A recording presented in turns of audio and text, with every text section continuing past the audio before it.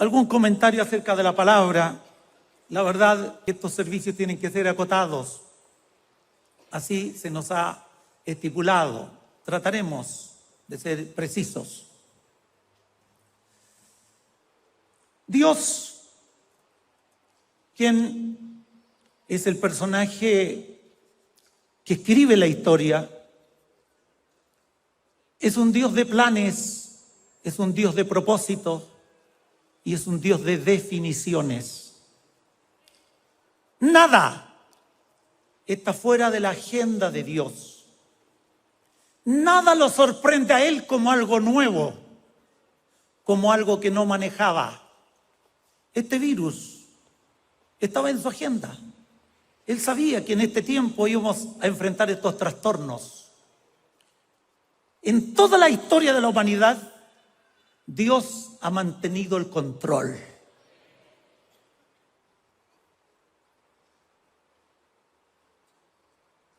Las épocas que pasaron, los tiempos que pasaron, en las distintas civilizaciones, están ahí en los libros de historia, están en las enciclopedias. Los hombres tratan de descubrir las razones del por qué un trastorno, del por qué una guerra, del por qué una crisis. En la agenda de Dios está todo estipulado. Nada es un misterio para Dios. Y dentro de este propósito y de este conocimiento que Dios tiene, Él mantuvo desde la eternidad hasta hoy una gloriosa obra redentora que significa alcanzar al pecador para restaurarlo y colocarlo en las puertas del cielo.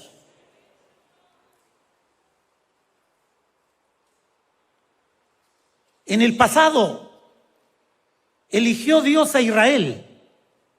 De acuerdo al canon de la palabra, fue un pueblo insignificante, un pueblo sin mayor notoriedad.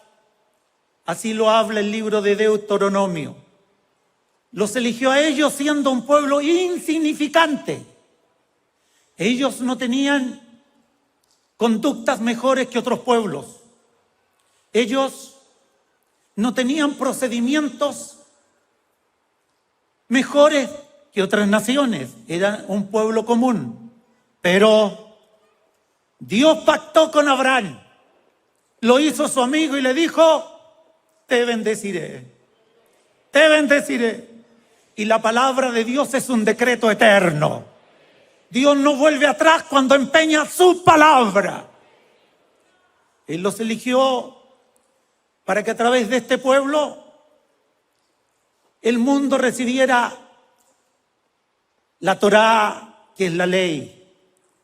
Porque Dios tenía estipulado en sus registros que la verdad que Él mantiene en el cielo sería declarada a los hombres a través de la ley. Sería este el pueblo encargado de promocionar esta palabra, de proclamar esta palabra. Pero también tenía estipulado Dios que por sus caminos y sus tierras transitaran los santos profetas, transitaran los patriarcas, hombres con unción especial. Ningún otro pueblo cuenta con este capítulo brillante de historia, solo Israel. Los demás pueblos pueden contar de jerarcas, de caudillos, pero no de santos, no de hombres especiales. Israel conoció a Isaías, conoció a Jeremías, conoció a Ezequiel, conoció a Daniel, conoció a David, conoció a Salomón, conoció a tantos otros hombres que anduvieron por sus caminos y dejaron huellas en esta tierra. Cada profeta promocionó la verdad eterna de Dios.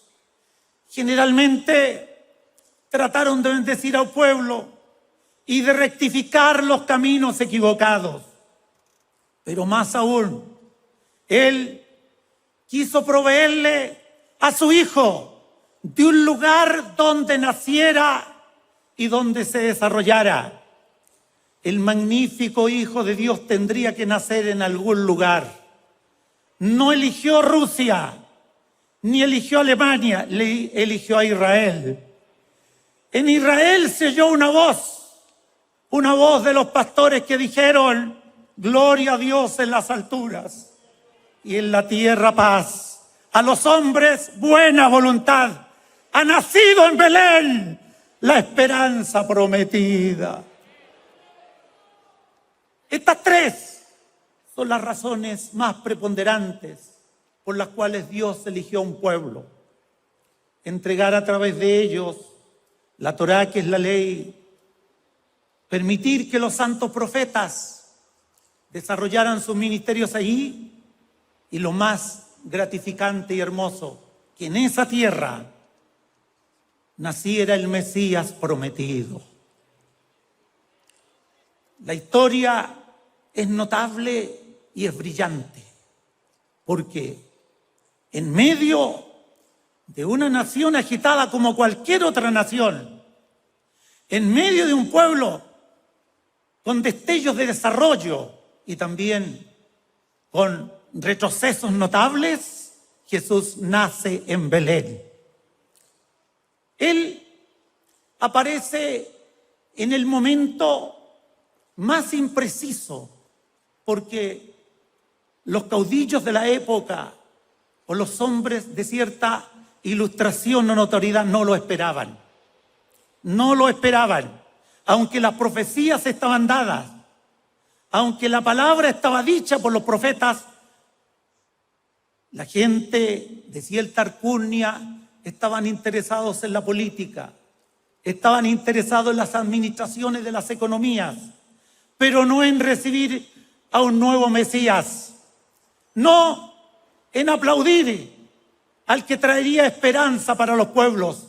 Nació de la manera más innoble e inoportuna. Debo decirle lo siguiente: Jesús no fue rodeado ni de regalos de una familia, ni tampoco de una visita ilustre. Él fue rodeado con el olor de los animales y fue visitado por los pastores y más tarde por los magos. Pero no hubo para él preponderancia alguna como la han recibido príncipes, reyes y hombres de fortuna. Él fue ignorado y apareció en el anonimato. ¿Cuál es la razón? Él venía a redimir a los más pobres del planeta. Él venía en busca de los pecadores más malolientes, más denostados, más bajos, pues llegaría a ser siervo o esclavo. Por lo tanto, en esta tarde, aún el sol brilla, usted y yo debemos de reunir nuestra entonación para celebrar a Cristo. De esta manera fueron sus principios. Tras eso, él se crió en el más notable anonimato. No hay crónica que nos muestre qué hizo durante los 30 primeros años. Hay indicios, hay algunos esbozos y comentarios, pero no es nada fidedigno. Él estuvo en lo privado, él estuvo en el anonimato. Salió a la presencia pública cuando él tenía 30 años, edad de la madurez. ¿Qué hizo? Se empezó a mostrar a la gente. Empezó gradualmente a romper los cerrojos del silencio, las fronteras del anonimato. Empezó a romperlas, a vulnerarlas, para que el pueblo que estaba en tinieblas pudiera descubrir en él quién era la luz y que la luz venía para brillar.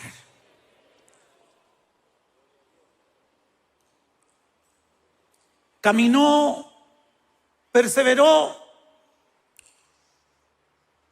en un silencio notable, pero gradualmente el silencio se empezó a tornar en popularidad, en fama que él no buscó, porque él no vino para ser famoso, él vino para redimir, él vino para liberar, no para ser famoso. Y este libro, del cual he considerado este segmento para leer, está escrito por el apóstol Juan, el apóstol amado, que se le llamó también hijo del trueno. Él era hijo de Zebedeo, su madre Salomé. Se presume que él era primo de Jesús. Este Juan, que estaba dedicado junto a otros al mismo oficio de lanzar las redes en el mar para conquistar peces, él vivió gran parte de su tiempo en esta realidad, en este oficio. Cuando Jesús lo llamó, él estuvo dispuesto a dejar las redes como otros y a seguir a Jesús, pues sus corazones fueron constreñidos solo con el llamado del Maestro. De ahí en adelante, este Juan, de acuerdo a lo que las Escrituras nos manifiestan, fue uno de los discípulos más cercanos al Maestro. Él percibió hasta los detalles de las palabras que hacía fluir el Mesías, el Maestro. Él estuvo atento a la doctrina, a las miradas, a la ternura, al amor, a las caricias. Él lo percibió todo. Quizás hay algunos otros apóstoles que, estando cerca, no advirtieron muchas muecas de Jesús, no advirtieron muchos comentarios. Mas Juan se sentaba cerca de él y se recostaba en el pecho del Maestro. Eso significa una total cercanía. ¿Por qué? Porque él, desde el momento mismo del llamado, su vida fue tremendamente conmovida y se dio cuenta que Jesús no era un hombre más como los tantos que habían venido. Él era un hombre extraordinario. Él era un hombre que no tendría competidores. Él lo entendió y se aferró de esa convicción. Vivió durante todo este tiempo cercano a Jesús. Se vistió con la ternura de Jesús. Sintió el descanso a través del amor de Jesús. Sintió una satisfacción especial a través de la palabra de Jesús. Debo decirles en esta tarde, el que anda con Jesús nunca sigue siendo igual, porque Jesús tiene autoridad para cambiarlo todo. No solo algunas cosas, ni tampoco modificar otras. Jesús tiene la facultad a través de la gracia y el amor para hacer una revolución en el que le recibe.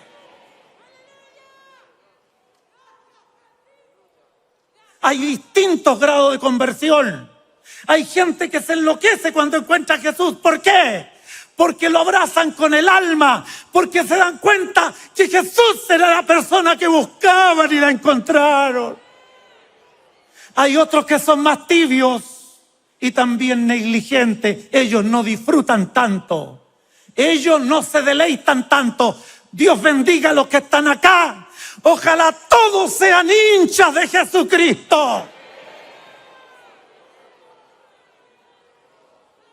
Este Juan fue eso, un hincha loco.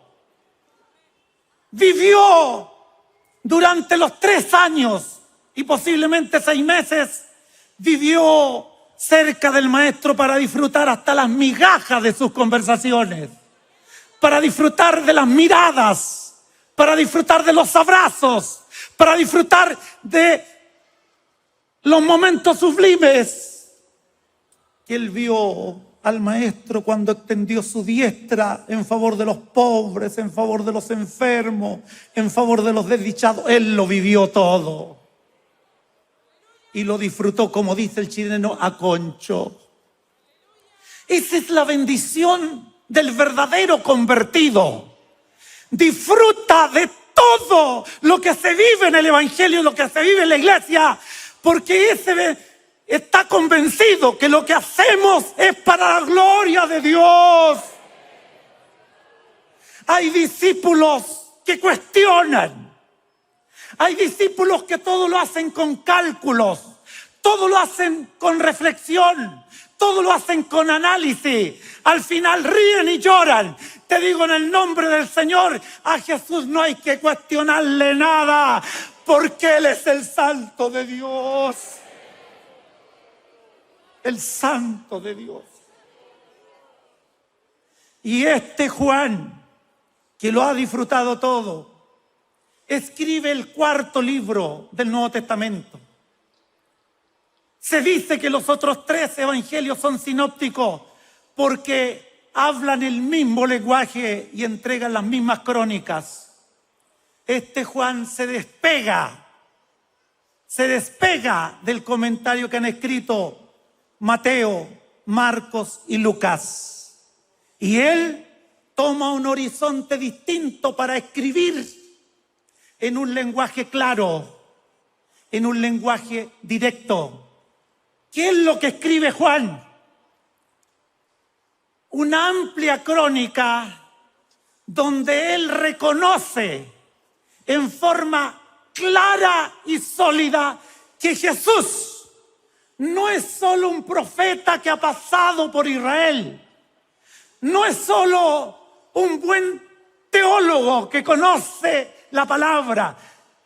Él descubre que Jesús no solo discursa bien, no solo es un hombre aventajado en su tiempo, él descubre que Jesús es el Hijo de Dios. El Hijo de Dios.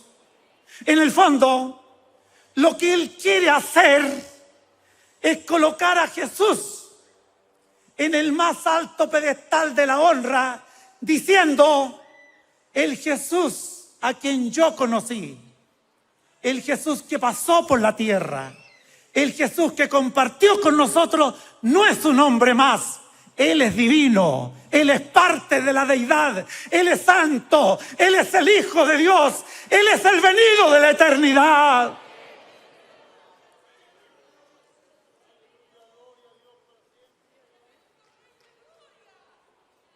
Él dice: en el principio era el Verbo, y el Verbo era con Dios, y el Verbo era Dios.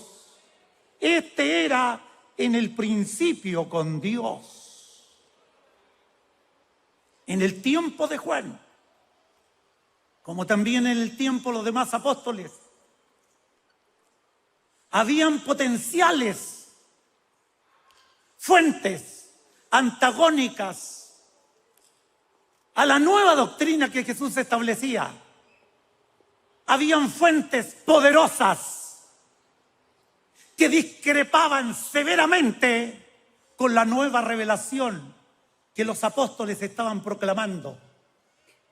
El imperio griego, especialmente, el imperio griego que se une al imperio romano y en el fondo se fusionan para tener miradas muy similares acerca de temas muy generales.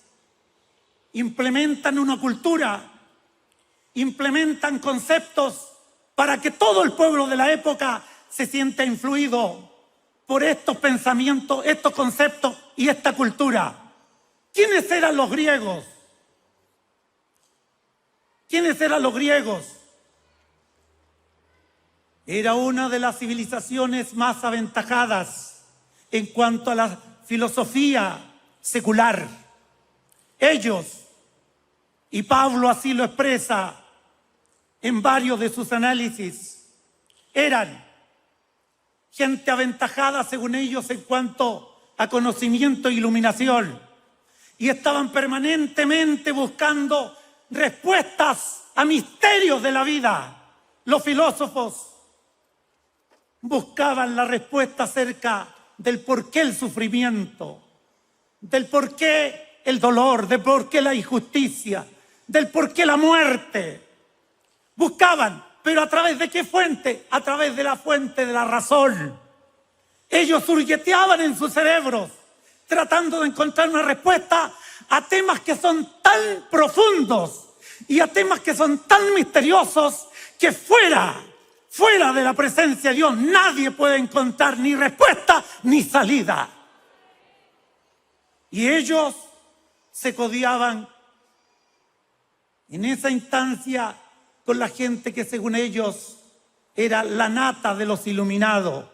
Allí estaba Sócrates, estaba Aristóteles, allí estaba Pitágoras y otros que la historia comenta de ellos, que están los libros y las enciclopedias llenas de sus ideas. ¿Qué ideas? Tratando de entregar respuesta a todo este tipo de preguntas e interrogantes que todo ser nacido de mujer siempre ha tenido, y que mientras el hombre ha caminado nunca fuera de Dios ha encontrado ninguna respuesta. Pero ellos en grandes simposios se reunían y le proclamaban respuestas al pueblo.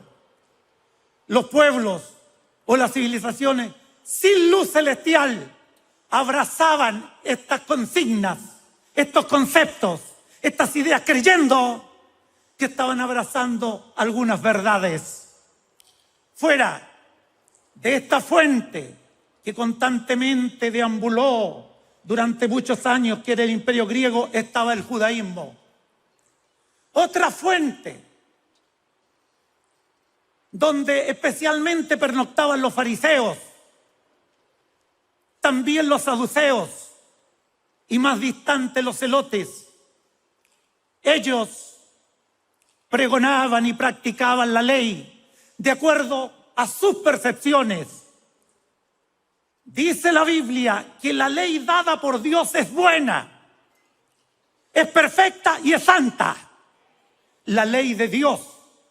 Pero también dice la Biblia que el hombre natural no está preparado para dar una respuesta óptima a la ley porque es pecador. Es pecador desde la cabeza hasta los pies. Por lo tanto, no tiene ni valor ni autoridad frente a la ley. La ley lo aplasta, la ley lo desgasta. Pero los judíos, especialmente la escuela de los fariseos, pregonaban una justicia muy personal, pregonaban una santidad muy personal, y ellos hacían eco de una justificación muy personal. Ellos agregaban y anexaban a muchos de los conceptos de la ley otro tipo de tradiciones, como por ejemplo lavarse las manos, no hacer nada el día de reposo que era el sábado, mostrarse en las plazas cuando ayunaban, para que la gente los viera que tenían una cara pálida y dijeran: este ayunó. Justificación personal, celo carnal. Eso eran los fariseos. En el fondo, se les interpretaba como hipócritas. No todos eran hipócritas, pero una gama importante eran hipócritas. Se mostraban al público, se mostraban a la gente con un estandarte de santidad que nunca tuvieron. Y sucede que Jesús, cuando aparece en escena, Él rompe todos estos círculos y estos núcleos de pensamiento, tanto de los griegos como de los judíos. Y Él es un antagónico y muy contrario a lo que han entregado los griegos y lo que han entregado los judíos. Él es distinto. ¿Qué hace Jesús? Jesús come con los pecadores. Jesús se sienta con los ladrones. ¿Sabía usted de eso? Él recibe a gente perdida, a gente pérfida, a rameras, a gente reprochable en su conducta, a gente inmoral. Y a los fariseos esto nunca les gustó. no estuvieron de acuerdo porque según su precepto ellos eran el rango más alto de santidad. Y si Jesús fuera el enviado de Dios, no estaría comiendo con pecadores, ni estaría sentado con ladrones como lo hizo con Zaqueo. Juan comprende a cabalidad el ministerio de Jesús. Y él sabe que Jesús viene a establecer un camino totalmente nuevo, renovado y rehabilitado para los pecadores, pues él viene a buscar lo que se había perdido. Él no viene a llamar a justos porque los justos no necesitan acercarse a alguien que los corrija. Él viene a buscar pecadores, necesitan restauración. En esta noche estoy frente a grupos que en el pasado fuimos pecadores, pero el perdón de Dios nos abrazó. El perdón de Dios nos abrazó. Tanto la comunidad de los griegos como de los judíos eran y fueron muy antagónicos al ministerio de Jesús. Y no podían aceptar que en un hombre como ellos hubiera, de acuerdo al comentario de los apóstoles, una doble naturaleza, que fuera Dios y fuera hombre. Para ellos era solo hombre. Era un buen hombre, era un hombre avanzado, pero no Dios. Juan, que percibió en su espíritu desde muy temprano que Jesús era el Hijo de Dios, él escribe y dice: todas las cosas por él fueron hechas. Y sin él, sin Jesús, nada de lo que ha sido hecho fue hecho. ¿Qué significa? Jesús no tiene el principio en la cuna de Belén. Jesús viene desde la eternidad.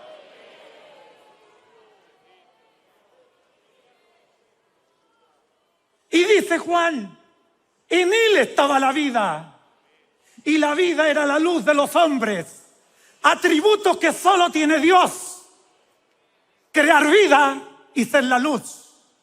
Y más abajo, aquella luz verdadera que alumbra a todo hombre venía a este mundo. En el mundo estaba. Y el mundo por él fue hecho. Pero el mundo no le conoció. En estos breves párrafos, Juan nos está dando un antecedente, un precedente claro. Yo estuve con él, yo caminé con él, yo le oí largamente sus mensajes, sus parábolas, sus comentarios, y yo estoy persuadido, él no es un hombre más, él es Dios. Él es Dios. Y en su libro, fuera de hacer esta gloriosa proclamación, él entrega señales en su libro, señales claras y señales rotundas de que Jesús es más que un profeta, Jesús es más que un buen discursante, él es el Hijo de Dios. Y él entrega 7 señales. 7, pudo dar más, pero entregar 7 señales en territorios donde el hombre nada puede hacer y donde el hombre, aunque muestre que tiene potencial, no tiene ninguna autoridad para modificar nada. Y en esto nos muestra Juan estas señales para decirnos: si fuera hombre, no habría hecho lo que hizo. Por lo tanto, yo estoy a sus pies diciendo, él es Dios. El primer gran milagro está en el capítulo 2 de Juan. Él asiste a las bodas de Caná y allí falta el vino. Jesús, que está recién vulnerando el silencio y la privacidad, hace llenar allí algunas vasijas que estaban en esa casa, de acuerdo al rito de la purificación. Las llenan de agua porque el vino se ha acabado. Y después de convertir el agua en vino, Él manda a que le sirvan al maestresala una copa de vino. El maestresala lo prueba y dice: es el mejor vino que he probado. Él no sabía que este vino era un prodigio y una señal que Jesús estaba haciendo. ¿Qué significaba este milagro? De acuerdo a lo que la Biblia misma relata, el vino transversalmente se ha interpretado como el elemento que entona, que da alegría, especialmente para el mundano, especialmente para los encuentros que tiene el mundo. Ellos dicen: el vino alegra. Y la Biblia también lo ratifica. En uno de los salmos dice: tú diste alegría a mi corazón, mayor que la de ellos cuando abundaba su grano y su mosto. El mundo secular asocia el vino a la alegría. Y Jesús está demostrando en este milagro que el vino se acabó. ¿Por qué se acabó? Porque la alegría que da el mundo se acaba luego. Pero con el milagro Él está demostrando que el gozo que Él derrama permanecerá siempre. Ese es el primer gran milagro. Poder para transformar el agua en vino, cambiar la cualidad de un elemento en otro. El segundo milagro nos entrega la palabra. Es la sanidad del hijo de un oficial que había pedido misericordia a Jesús, que andaba en el pueblo y había mandado alguna comitiva a decirle a Jesús: ven a verme a mi casa, mi criado está enfermo. Jesús iba a la casa. Cuando iba de camino mandó una nueva comisión, le digo: dígale a Jesús que no vaya a mi casa porque no soy digno que entre bajo mi techado. Y dijo estas palabras el oficial: dígale a Jesús que diga la palabra y yo sé que el enfermo va a ser sanado. Jesús encontró fe en este hombre y dijo la palabra a la distancia. Aleluya. Cuando llegaron a la casa los enviados, el hijo del centurión estaba sano. Y ellos observaron que fue la misma hora cuando Jesús proclamó la palabra. ¿Qué significa esto? Un hombre para lanzar una palabra y producir milagro. Dios sí lo puede hacer. Para Dios no cuenta la distancia ni cuentan las murallas. Él dice la palabra y las obras son hechas. Tercer gran milagro que aparece en la Biblia: la curación del paralítico. Lo cuenta el mismo apóstol en el capítulo 5. En el estanque de Betesda se reunían los enfermos diariamente, especialmente los que estaban desahuciados y los que estaban viviendo frente a fenómenos graves. Dentro del grupo había un paralítico que llevaba 38 años atado al maltrato, atado a la angustia, un hombre sin sueños. Jesús pasó por el estanque, dice la Biblia, en el capítulo 5, y se acercó al enfermo y le dijo: ¿quieres ser sano? El enfermo dijo: cada vez que trato de reincorporarme otro me gana. No te pregunto eso, te digo si quieres ser sano. Sí, toma tu lecho. Una cama hedionda donde había estado postrado donde por mucho tiempo. Tomó la cama y se la echó al hombro y el hombre se olvidó de la parálisis. ¿Cuántos años estuvo atado a este fenómeno? Dice la Biblia: 38 años. 38 años. ¿Qué significa esto? Para Jesús no corre el tiempo, no corren las edades. Cuando Él quiere hacer algo, Él está sobre el tiempo, sobre las épocas. Él obra y obra. Si Él fuera hombre, no hubiese tenido la autoridad ni la capacidad para volverle los sueños a un hombre postrado 38 años. Él era Dios. Él era Dios. Y continúa el magnífico relato del hermano y apóstol Juan. Y llegamos rápidamente al capítulo 6. A Jesús, como era normal, lo ha seguido una multitud. Hombres, mujeres y niños. Están extasiados con la palabra que sale de su boca. Están saciados en el alma, pero también tienen hambre en los estómagos. Y Jesús hace recostar a la multitud en grupos y manda a los apóstoles que les den pan. ¿De dónde saca el pan? No manda a comprar a la panadería ni a supermercado. Bendice una ración de un muchacho que era 5 panes y 2 peces. La bendice y los apóstoles reparten a todos. Comen 5.000 hombres. Sin contar mujeres ni niños. Significa que con 5 panes comieron más de 10.000. Yo en mi casa necesito varios kilos de pan porque somos fanáticos del pan. Mucho más de 5 panes. Jesús con 5 panes sacia el hambre de miles y miles. Porque lo hace. Porque Él tiene poder para de lo poco multiplicarlo en mucho. Yo te hago la siguiente pregunta en esta noche. ¿No somos testigos vivos que con lo poco Dios en nuestra familia ha hecho maravillas?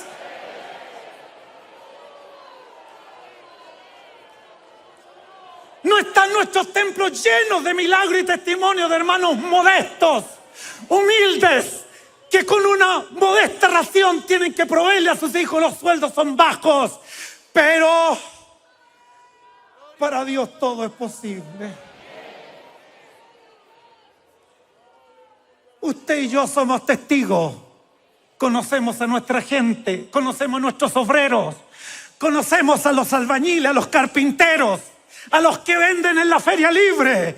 Gente modesta que transpira para llevar el pan, pero a Dios no les ha faltado. ¿Cuánto le glorifican?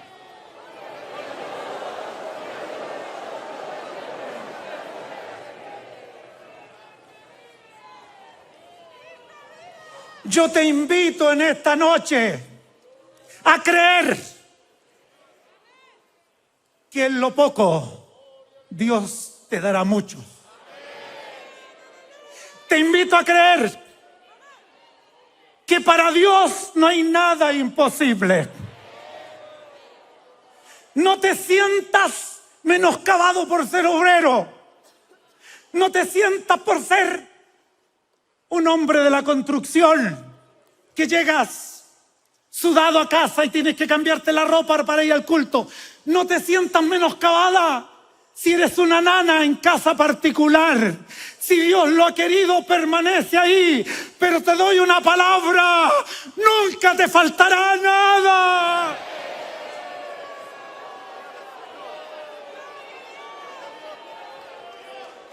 Trae al altar lo poco y Dios lo multiplicará.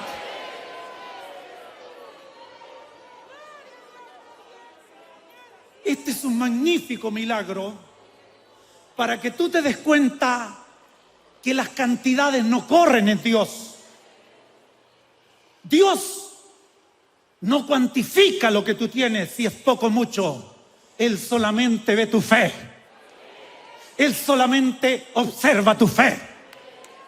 Por lo tanto, nunca te menoscabes, ni nunca te acomplejes porque vives en una población periférica o porque tu casa es modesta. Alaba a Dios, porque en ese lugar los destellos del cielo estarán siempre presentes.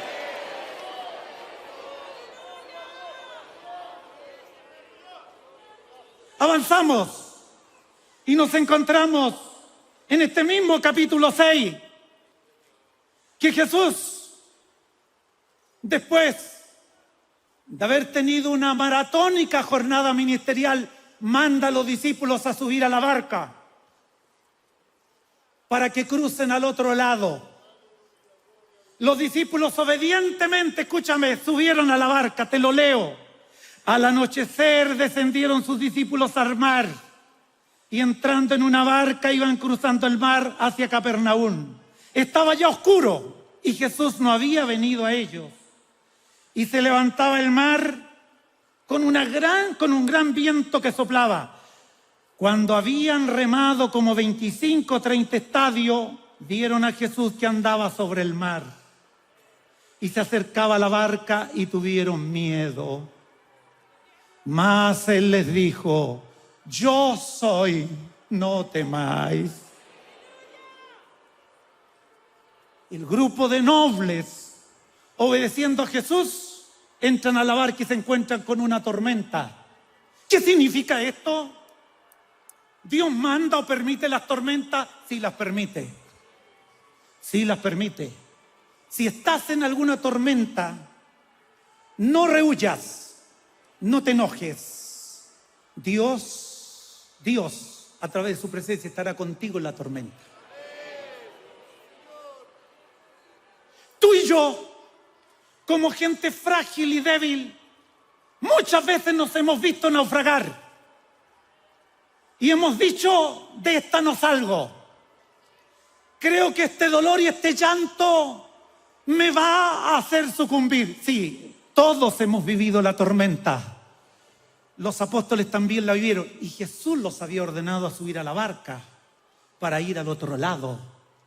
Y sucede que Jesús estaba en el monte. ¿Sabes qué estaba haciendo? Estaba orando. Y él estaba mirando la tormenta. Él estaba viendo los vientos turbulentos. Toda la noche han bregado hombres de mar, hombres de pesca, tratando de llevar la barca al otro lado y no han podido. Jesús, cuando los ve cansados y fatigados, se lanza al mar y camina en las olas. Cuando lo ven ellos, tienen miedo porque dicen: ¿cómo caminando en el mar, en las aguas? Y Jesús grita con esa autoridad dulce: yo soy, no temáis. Subió a la barca con ellos, escúchame, y apenas él subió, llegaron al otro lado. ¿Qué significa? Las tormentas, increíblemente, aunque tú las consideres un sufrimiento, es cuando más tú crecerás. En el tiempo parejo, donde todo anda bien, tú no creces, tú recibes puro placer. Pero cuando estás en tormenta, tú creces y creces y creces hasta llegar con Cristo al otro lado. Te doy una palabra en esta noche. Si estás en tormenta, Dios te está mirando. Él, cuando permite la tormenta, Él sabe que la gracia te sostendrá. Él sabe que la gracia, Él no te coloca en un problema donde seas superado. Él sabe que la gracia te sustentará. Vive ese momento, a lo mejor mañana. A lo mejor paso mañana estarás enfrentado a un problema crítico. Vive la tormenta. Te digo, en esa hora la presencia de Dios será más nítida contigo. Y Él permitirá que tú la vivas, y cuando ya se acabe la tormenta, tú pasarás al otro lado. Lo digo en esta noche, yo quiero avanzar. No sé si tú quieres avanzar. Yo quiero que mi pueblo crezca. Yo quiero que mi iglesia se ensanche. Yo quiero que los pecadores lleguen. Yo quiero que los enfermos sean sanos. Creo que también tú lo quieres. quiero que también lo deseas. Para alcanzar muchas de estas victorias, tú tendrás que enfrentarte a tiempos turbulentos. No rehuyas, es el plan de Dios, pero ve por fe. Jesús te dice, yo soy. Yo soy. No lo verás, no lo observarás, pero te digo, caminará contigo. Y muy luego pasarás al otro lado y te darás cuenta que el plan del Señor era ensancharte. El plan de Dios es ese, ensancharte. Por lo tanto, amados, ánimo, fuerza. Las tormentas significan los recursos de Dios para llegar al otro lado. ¿Quieres que tus hijos se conviertan? ¿Quieres que tus hijos tengan dones? ¿Quieres que de tu iglesia se levanten profetas? ¿Quieres que en tu iglesia los enfermos sanen? Trabaja y deja que Dios te moldee y quizás usará una tormenta, pero será para mayor gloria. Continuamos. Después de este macizo milagro, Juan nos entrega la tremenda manifestación de Dios frente a un ciego. Al pasar Jesús vio a un hombre ciego de nacimiento y le preguntaron sus discípulos diciendo, Rabí, ¿quién pecó? ¿Este o sus padres para que haya nacido ciego? Esos son los fariseos que siempre levantan juicios. Respondió Jesús, no es que pecó este ni sus padres, sino que para que las obras de Dios se manifiesten en él. Me es necesario hacer las obras que él me envió, entre tanto que el día dura. La noche viene cuando nadie puede trabajar.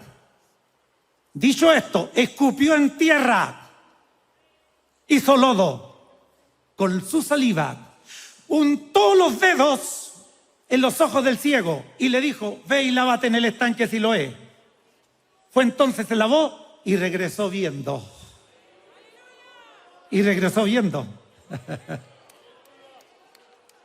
Entonces los vecinos y los que antes le habían visto que era ciego decían, ¿no es este el que se sentaba y mendigaba? Uno decían, él es. Y otros, a él se parece. Él decía, yo soy. Y le dijeron, ¿cómo te fueron abiertos los ojos? Respondió el ciego y dijo, aquel hombre que se llama Jesús hizo lodo, me untó los ojos y me dijo, ve al Siloé y lávate, y fui, me lavé y recibí la vista. ¿Dónde está?, le dijeron. Él dijo, no sé. ¿Dónde está? Días después, el ciego que nunca había entrado al templo, entró al templo a adorar. Y cuando estaba dentro del templo, los fariseos se encuentran con él y lo conocen que era ciego y le dicen, ¿tú eras el ciego? Sí. Él le dice, Jesús, él me sanó, y Jesús estaba ahí. Jesús estaba ahí y dio testimonio que Jesús, quien le sanó de la vista, era el Hijo de Dios. Si hay una vida desventurada aquí en la tierra, es ser ciego. Dios nos libre. Dios nos libre. Cualquier miembro del cuerpo podría reemplazarse, los ojos no. Los ojos no. El ciego carga la mayor desventura. Mas Jesús me responde en esta palabra que para los desventurados hay esperanza de una vida mejor. Muchos de nuestros hermanos que llegan a los templos vienen de un submundo donde hay droga, alcohol, prostitución, y se arrodillan, piden perdón, y Dios les abre la puerta del perdón y de las oportunidades. Y los que estaban totalmente cegados en el mal son nuevas criaturas, porque Cristo derrota la desventura. Último milagro que nos cuenta Juan como señal. Lázaro había muerto 4 días. estaba descompuesto en todo su cuerpo, todos sus órganos de oro, como es el corazón, los pulmones, los riñones estaban descompuestos. Y Jesús, como hijo de Dios, fue al sepulcro. Fue un grupo de judíos para reírse. ¿Qué le irá a hacer a un muerto? ¿Qué puede hacer un hombre como él a un muerto? Y llegó a la tumba Jesús. Estas fueron sus palabras: retiren la piedra.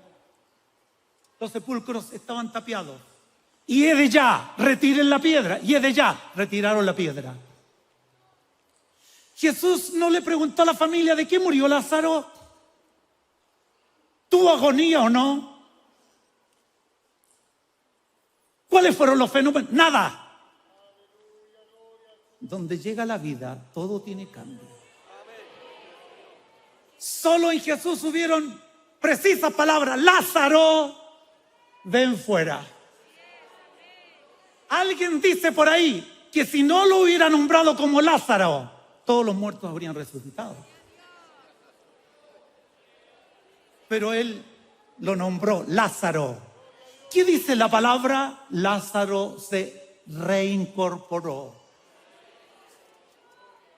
Le sacaron los atuendos y lo entregaron a la familia. Y a los días después, Jesús estaba en una cena en la casa de Marta y María y Lázaro estaba sentado a la mesa. Aleluya. Con este último milagro, Juan refuta a los griegos, refuta a los romanos, refuta a los judíos, refuta a los agnósticos, refuta a los ateos, refuta a los religiosos que nunca le dieron oportunidad a Jesús para creer en él. Y él los refuta y les dice: Jesús no tiene competidores porque él es el Hijo de Dios. Él es el Hijo de Dios. Mire, él es el Hijo de Dios. En esta noche, cualesquiera sea nuestro pasar, nuestra realidad o nuestra experiencia, estamos aquí para celebrar. Porque yo sé que Jesús es el Señor.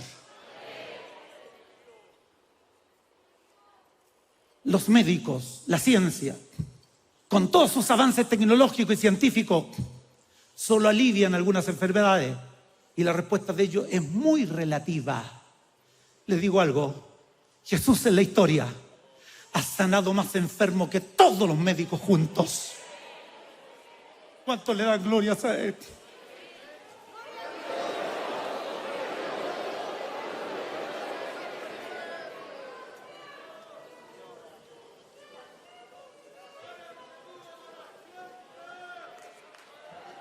Con Jesús los enfermos no han tenido que ir a un quirófano, ni han tenido que buscar especialistas, ni han tenido que llamar a un equipo de médicos. Jesús ha dicho la palabra y muchos enfermos han sido sanados.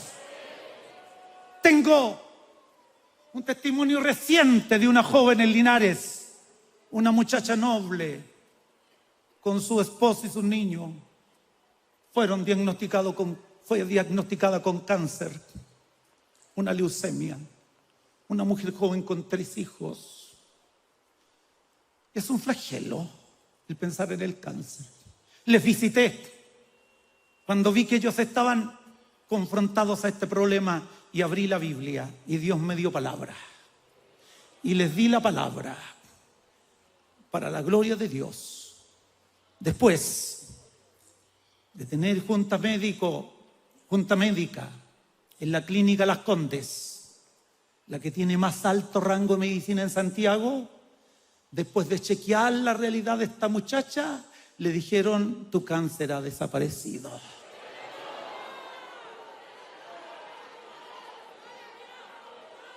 Solo Cristo puede decir la palabra y las cosas cambian. Nuestras congregaciones están llenas de señales, llenas de milagros, llenas de cambios extraordinarios en la vida de nuestros hermanos. Pecadores, atados, esclavos de iniquidades, están en nuestros templos y hoy son nuevas criaturas. Por lo tanto, adoramos al Señor y le celebramos en esta noche porque Él es Dios. Él pasó por la tierra. Fue un hombre perfecto, pero también fue un Dios perfecto. Él se vistió de humanidad. Escúchame. Él se vistió de humanidad. Llegó a lo más bajo a ser esclavo. ¿Sabes para qué? Para que tú te vistas de divinidad. Él se vistió de humanidad para que tú seas vestido de divinidad. Por eso que a Cristo hay que adorar. Por eso que a Cristo hay que alabar. Está demostrado en la palabra. El hermano Pablo, un catedrático de la fe, nos muestra en el libro Filipenses una verdad profunda acerca de este tema y dice: haya pues en vosotros este sentir que hubo también en Cristo Jesús, el cual siendo en forma de Dios no estimó el ser igual a Dios como cosa que aferrarse, sino que se despojó a sí mismo tomando forma de siervo, hecho semejante a nosotros los hombres, y estando en la condición de hombre, se humilló a sí mismo, haciéndose obediente hasta la muerte y muerte de cruz. Eso nos demuestra que Él fue hombre perfecto, que se vistió de humanidad y que bajó a lo más vil, y que tuvo hambre, y que tuvo sed, y que se cansó, y que tuvo ira santa, y que tuvo deseos de dormir y de descansar, hombre. Pero el mismo Pablo, que al principio, cuando era judío, fariseo, lo trató de blasfemo a Jesús y después se convirtió. Él dice, pero así como fue hombre y se humilló, dice, por lo cual también Dios le exaltó hasta lo sumo y le dio un nombre que sobre todo nombre. Aquí está el Hijo de Dios. Para que en el nombre de Jesús, no en el nombre de los filósofos, se doble toda rodilla de los que están en los cielos y en la tierra y debajo de la tierra, y toda lengua de la nación y de la cultura que sea, toda lengua confiese: Jesucristo es el Señor, para gloria de Dios Padre. Se vistió de humanidad para que tú te vistas de divinidad, pero tras vestirse y vencer el flagelo de la muerte, fue ascendido más alto que el cielo y le fue dado un nombre que sobre todo nombre, para que toda rodilla del cielo y de la tierra se doble delante de Él. Y todos a una voz proclamen y digan: Jesucristo es el Señor.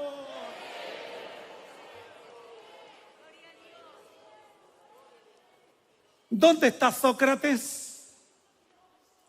¿Dónde está Platón? ¿Dónde está Aristóteles? ¿Dónde está Pitágoras? ¿Dónde está Charles Darwin? Un hombre que abrazó la evolución. ¿Dónde está Tiberio, que era el César cuando Jesús fue crucificado? ¿Dónde está Nerón,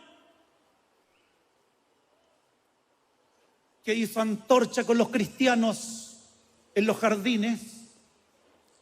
¿Dónde están ellos? ¿Qué es de ellos?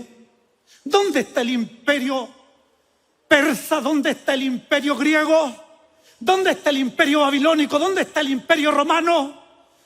Todos estos hombres y muchos otros, y todas estas civilizaciones pasaron y murieron. Jesucristo vive hoy.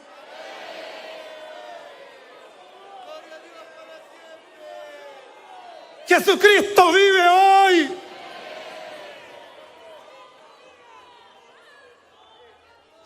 Si tú vas a la tumba de cada uno de estos filósofos, encontrarás una tumba de mármol con el nombre de ellos que dice: aquí yace Sócrates, aquí yace Platón, aquí yace Pitágoras, aquí yace Tiberio, aquí yace Julio César y tantos otros.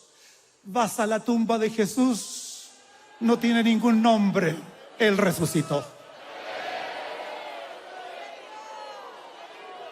Él resucitó.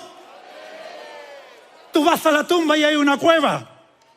No hay ni un título que diga: aquí yace el cuerpo de Jesús, que se le llamó maestro o que se le llamó el Mesías. No hay ningún título, porque sería un título mentiroso. Él no está ahí. Él resucitó porque Él es Dios. Él es Dios.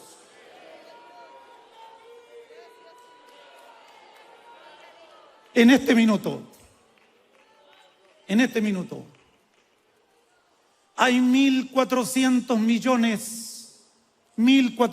millones de personas que niegan a Cristo.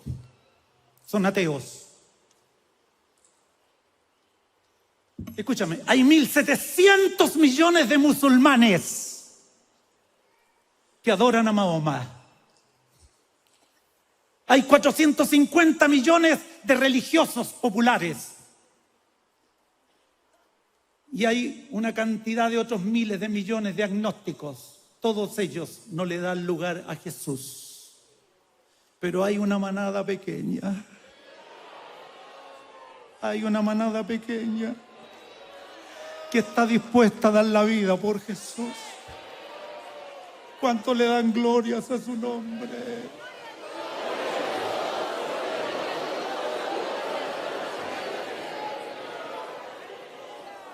Frente a los 7.000 millones de seres humanos que poblan el planeta, la manada pequeña de los creyentes es menor. Se habla de 650, 700 millones de cristianos en todo el mundo contemporáneo. Somos menor. Somos manada pequeña, grupos pequeños por aquí y por acá, apacentados por distintos pastores y ancianos.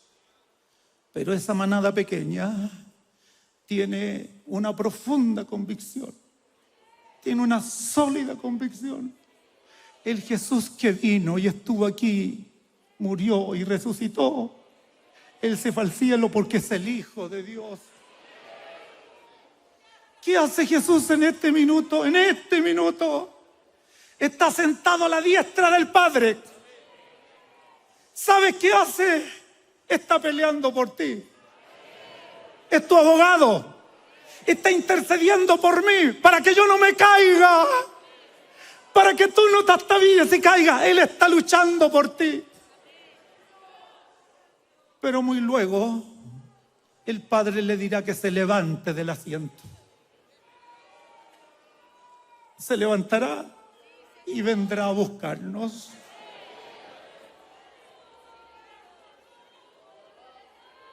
Los que lo negaron tendrán que llorar a gritos en el juicio final. Tendrán que sufrir, desearán la muerte y la muerte no vendrá a ellos.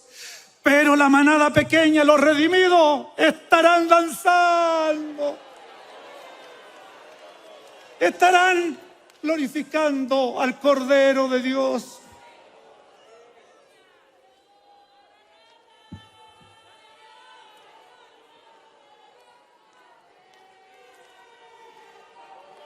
La sangre de los mártires, la sangre de los combatientes de la fe, especialmente el Imperio Romano, gritan por justicia.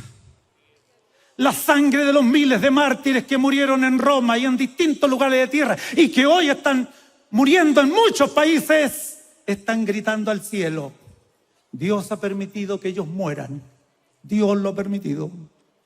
Porque el que pierde la vida por Cristo, la hallará. La hallará. La encontrará. Él se enfrentará al último caudillo, que será el anticristo. El último caudillo que verá nuestro mundo. Un falso caudillo que se levantará. Dice la Biblia que él vendrá, peleará por su pueblo y de su boca saldrá una espada aguda y vencerá a todos los enemigos y el anticristo será derrotado y nosotros, los que abrazamos la fe, entraremos a la eternidad con él. ¿Sabes por qué? Porque yo creo que hay cielo nuevo y tierra nueva, donde mora la justicia, Te invito, aunque estés sufriendo y llorando, da la batalla por Jesús. Él no es un hombre más, Él es el Hijo de Dios. Si tienes que sufrir, sufre. Pero todas tus lágrimas serán enjugadas. Serán enjugadas. Y donde tú y yo vamos, no habrá muerte ni dolor, porque allí vive Dios. Oremos al Señor. Oremos delante de su presencia. Oremos al Señor.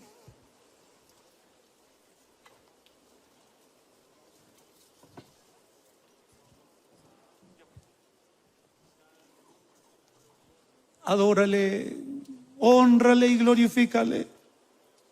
Reverénciale. Manifiéstale tu amor.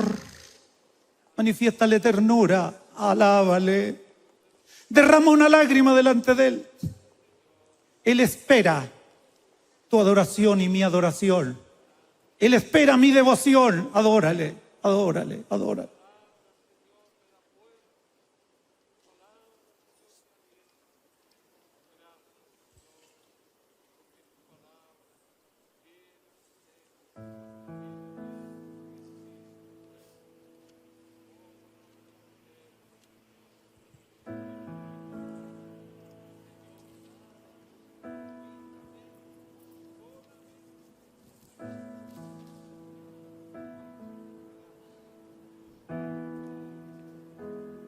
Mas el Dios de toda gracia, que nos llamó a su gloria eterna, en Jesucristo, después que hayamos padecido por un poco de tiempo, Él mismo os perfeccione, afirme, fortalezca y establezca. A Él sea la gloria. Te adoramos, Dios. Te alabamos en esta tarde, porque nuestros corazones están fascinados con tu presencia y con tu verdad. Te ruego, te pido que apacientes con misericordia y paciencia a este pueblo. Somos tuyos, te pertenecemos a ti. Nuestra disposición y lealtad es ir contigo hasta el final, pase lo que pase. Yo te pido, afirma la fe de los más débiles. Perfecciona la fe de los pastores que están luchando, de los pastores que están enfrentando algún dolor o algún sufrimiento. Te pido, te ruego que obres con mayor gracia en este tiempo, que pareciera que es un tiempo más difícil. Te ruego, Dios Santo, que conquiste los pecadores y se llenen nuestros templos, se llenen nuestros cultos de gente hambrienta y sedienta que busca respuesta. En ti la hallarán.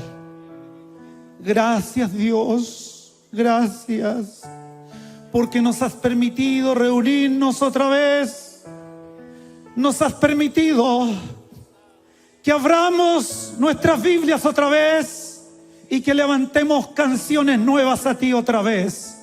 Señor, humildemente te rogamos que no se cierren nuestras puertas, que no se cierren nuestros templos. Ampáranos en este tiempo difícil y sigue con una manifestación especial en medio de tu iglesia. Gracias. Nos levantaremos para cantarte, para loarte, para exaltarte, porque tú, Cristo, eres el Hijo de Dios. Nos levantamos en el nombre del Señor Jesús. Amén. Amén. Amén. Aleluya, aleluya. Levante los brazos al cielo. De glorias a Dios.